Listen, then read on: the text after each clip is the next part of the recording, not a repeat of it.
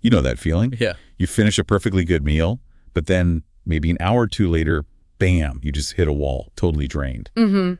Or maybe you feel like you're doing all the right things, eating well, trying to exercise, but that scale just isn't cooperating, especially around the middle. Exactly. If you've ever felt like your body's energy system is just a bit off, well, we're going to dig into something really fundamental today that might explain a lot.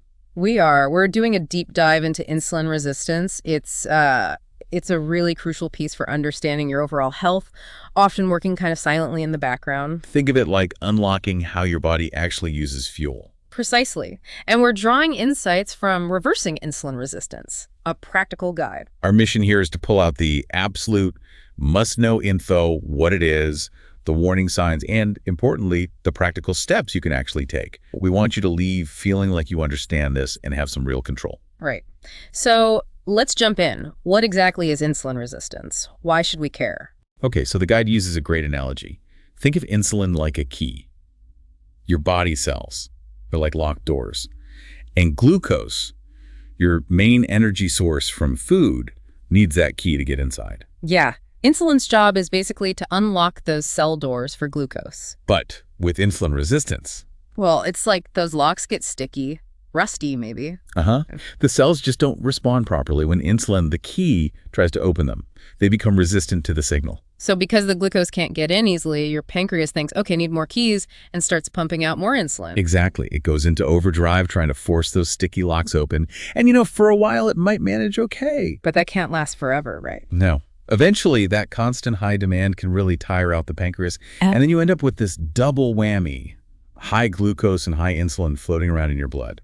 Which, as the guide stresses, is a big deal. It's a major step towards prediabetes, type 2 diabetes, and a whole host of other health issues, too. And it's usually not something that happens overnight. It creeps up gradually. Several things tend to contribute over time. Right.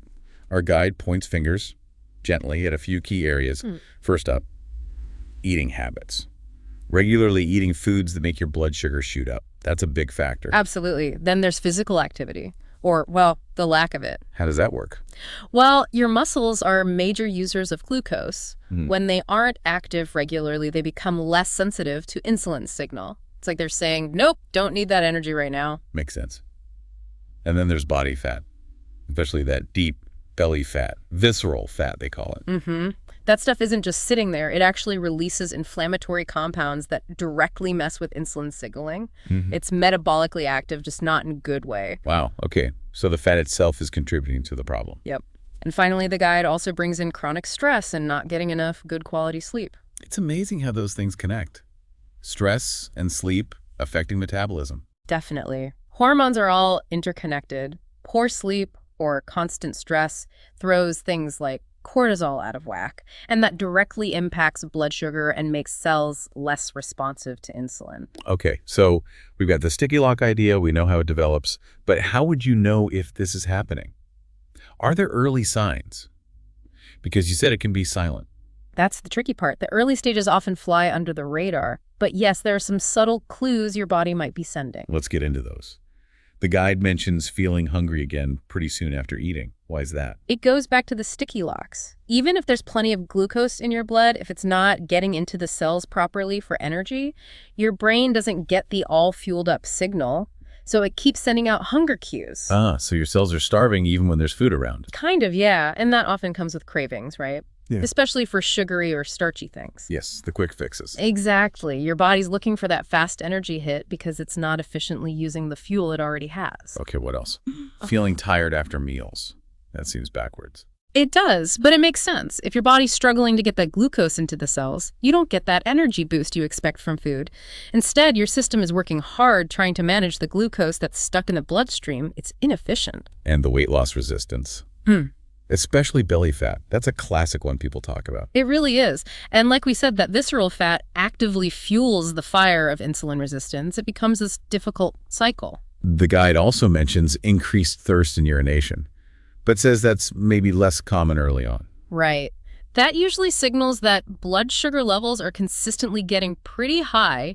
Your kidneys work overtime to filter out the excess sugar, and that process pulls water with it, making you pee more and feel thirsty. Okay, those early signs are definitely things to pay attention to.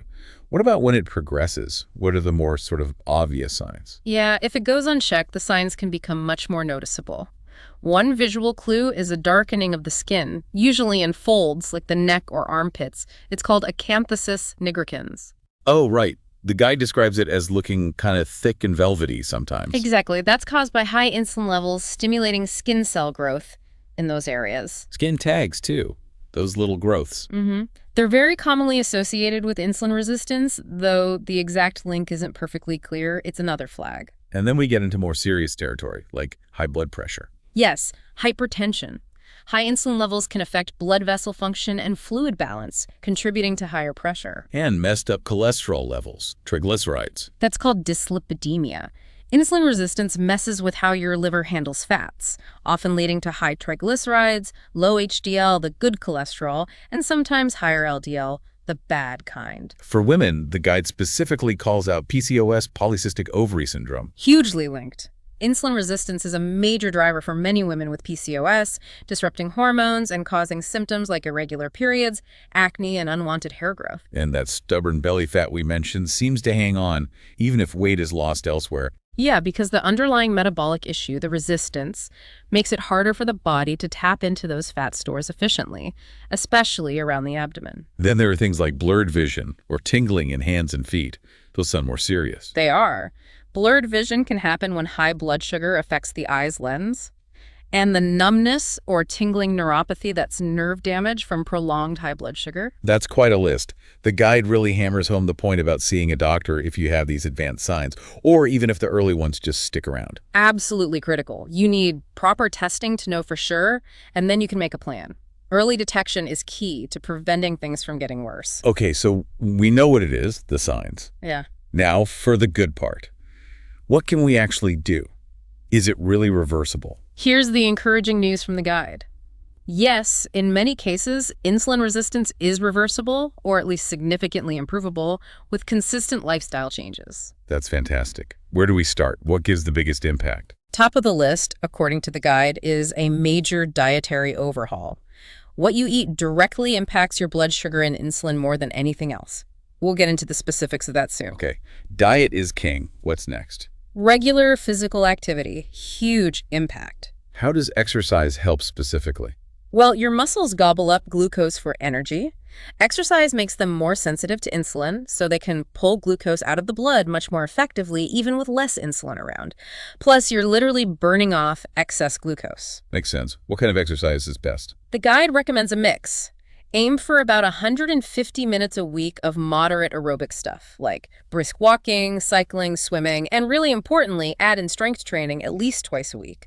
Weights, bands, bodyweight exercises, building muscle mass really helps. Even just short walks after meals can help a bit, right? Definitely. Even 10-15 minutes can make a difference in managing post-meal blood sugar spikes. Okay, diet, exercise. What else is high impact? Sleep. No. Prioritizing good quality sleep is surprisingly crucial. Really? How does sleep affect insulin? Lack of sleep messes up hormones that control appetite, like ghrelin and leptin, and also hormones that influence insulin sensitivity itself. It just throws your whole system off balance. So it's not just about feeling tired, it's metabolic. Exactly. Aim for 7 to 9 hours. Try to keep a regular schedule, have a wind-down routine, dark, quiet, cool room. All the standard sleep hygiene stuff really matters here. Got it. And stress. We talked about cortisol. Yep. Managing chronic stress is vital. High cortisol keeps blood sugar elevated. So finding healthy ways to cope, meditation, yoga, deep breathing, getting outside, hobbies, connecting with people, helps regulate those stress hormones. Makes sense. And the last one the guide mentions is achieving or maintaining a healthy weight, if needed. Right. Losing even 5–10% of your body weight, especially if it comes off your middle, can dramatically improve insulin sensitivity. Less visceral fat means less inflammation messing with insulin signals. It's often a natural result of the diet and exercise changes. Okay, pillars are diet, exercise, sleep, stress, weight management. Let's really dive into the food part now. What should we be eating and what should we maybe avoid? Right. This is about stabilizing blood sugar and giving your body the nutrients it needs. Let's start with the limit or avoid list. The guide is pretty clear here. Lay out on us. Sugary drinks seem like enemy number one. Soda, juice, sweet tea. Yep. Pure sugar bombs, no fiber. That's how the guide puts it. They just hit your bloodstream incredibly fast. Huge spike, huge insulin demand. Okay, refined grains next. White bread, white rice, pasta, sugary cereals. Same issue, basically. They're stripped of fiber, so they digest super quickly and spike blood sugar. Processed foods in general. Snacks, fast food, frozen meals. Often loaded with hidden sugars, unhealthy fats, and refined carbs. A triple threat. You really have to become a label detective. Yeah, those hidden sugars are everywhere. Sauces, yogurts, even granola bars that look healthy. Exactly. Read those labels carefully for added sugars. And finally, trans fats and too much saturated fat. Think fried foods, fatty meats. They contribute to inflammation, which worsens insulin resistance. Okay, so that's the don't list. What about the do list? What helps? Focus on whole, unprocessed foods. Non-starchy vegetables should be your best friend. Broccoli, spinach, peppers, zucchini, cauliflower, packed with fiber and nutrients, minimal blood sugar impact. Load up your plate. Good advice. Lean protein. Essential. Chicken, turkey, fish, especially fatty fish like salmon for the omega-3s, eggs, beans, lentils, tofu, plain Greek yogurt. Protein helps you feel full, stabilizes blood sugar, supports muscle. What about fats? We know some are good. Absolutely. Healthy fats are great. Avocados, nuts like almonds and walnuts, seeds like chia and flax, olive oil. They help with satiety and don't spike blood sugar. Okay. Whole grains get a mention, but with caution. Oats, quinoa, brown rice. Yes, in moderation. Steel-cut or rolled oats are better than instant. The fiber slows glucose absorption, which is good, but they are still carbs. Start with smaller portions, see how you respond. Check labels on things like whole wheat bread. Look for high-fiber, minimal weird ingredients. Legumes, beans, lentils, chickpeas. Excellent choice. Great source of fiber and plant-based protein. Very filling. And if you need something sweet? Berries are your go-to. Blueberries, strawberries, raspberries, lower in sugar than many fruits, plus antioxidants. The guide even mentions spices like cinnamon or turmeric. Yeah, some studies suggest they might have beneficial effects on blood sugar. Certainly can't hurt to add them for flavor. So it's really about that shift to whole foods. The guide gives meal ideas too, right? Like for breakfast. Yeah, things like eggs with veggies and avocado, or plain yogurt with berries and nuts, or that steel-cut oatmeal. Always pairing protein, fiber, and healthy fat. Lunch. Big salad with chicken or fish, lentil soup, maybe a whole wheat wrap with turkey and hummus and lots of veggies. Exactly. Same principle. Balanced. Dinner could be baked salmon with roasted broccoli and a little quinoa, or a stir fry with lean protein and tons of vegetables. And snacks. Need something between meals sometimes. Think nuts, an apple with peanut butter, a hard-boiled egg, veggies and hummus, things that won't send your blood sugar soaring. What about timing? Does when you eat matter? The guide emphasizes mindful eating, listening to your body's hunger and fullness signals. Making sure each meal is balanced is key. It mentions shorter eating windows, like time-restricted eating. It does. Suggesting an 8-10-hour window might work for some people, but stresses it's not for everyone, and definitely talk to your doctor first. And probably avoid eating really late at night. It's generally a good idea, yeah. Can interfere with blood sugar control while you sleep. Okay, diet is huge. But it's not just diet, right? The guide talks about other lifestyle stuff. Absolutely. Diet's the foundation, but these other things are like the essential supports. Hydration, for one. Just drinking enough water is important for metabolism. Simple, but effective. And moving more, even if it's just short breaks from sitting. Yep.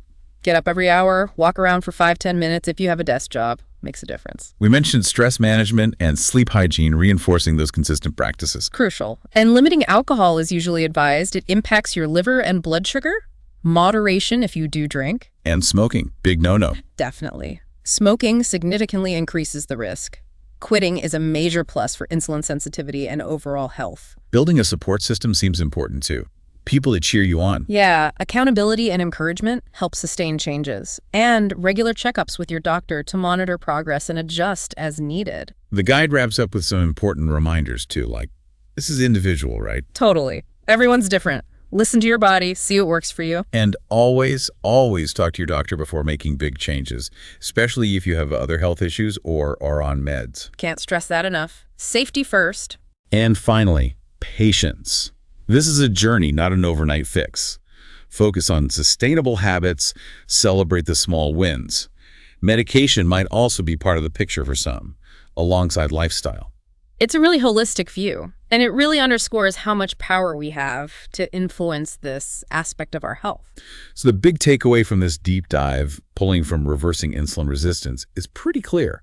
Insulin resistance is a major health factor, but the good news is we can often really improve it through smart, consistent lifestyle choices. Diet and activity are definitely the heavy hitters. Exactly. The knowledge is there, and you really can take actionable steps starting now. So here's a thought to leave you with. Take a minute. Think honestly about your typical day, your food choices, how much you move. Is there maybe one small, truly doable change you could make starting today or tomorrow to help get that key and lock system working a little bit better?